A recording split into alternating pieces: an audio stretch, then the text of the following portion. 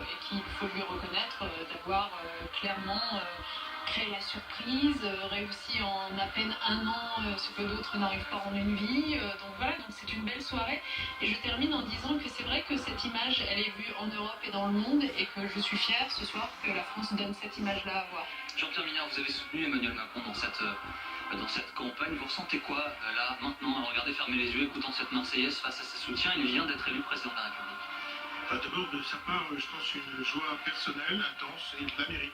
Parce que franchement, s'il y a quelqu'un qui a mené cette bataille avec intensité ou audace, quelquefois d'ailleurs, on se demandait où est-ce qu'il allait trouver cette énergie, parce que le pari était incroyable, c'est bien lui, tout seul et ceux qui le soutiennent. Et je suis d'accord avec Najat, je pense que c'est une belle image que donne la France ce soir au monde. Vous ressentez quoi, Jean-Pierre Mignard? C'est la question que je vous ai posée. Profonde satisfaction, et en même temps, je mesure l'ampleur de ce qu'il y a à faire. Le pays est quand même sacrément cassé. Faut pas se faire d'illusions. Il y aura quand même beaucoup de travail, beaucoup d'efforts. Son slogan, c'était la réconciliation. Ce sera long, ce sera difficile. Il faudra qu'il mette toute son énergie. Et puis chacun aussi le meilleur de sa bonne foi et de sa bonne volonté. Jean-François Copé, vous avez entendu le futur nouveau président, enfin c'est le nouveau président de la République qui vient d'être élu. Vous pensez quoi de cette intervention au Louvre ce soir?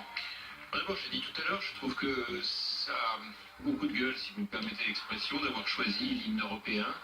Il y a tellement aujourd'hui de tentation chez les extrémistes de gauche comme de droite de fouler au pied l'Europe. Je crois que c'est important de réaffirmer au reste du monde que la France reste bien ancrée dans l'Europe. Pour autant, il y a beaucoup de choses à changer, mais ça, c'est important.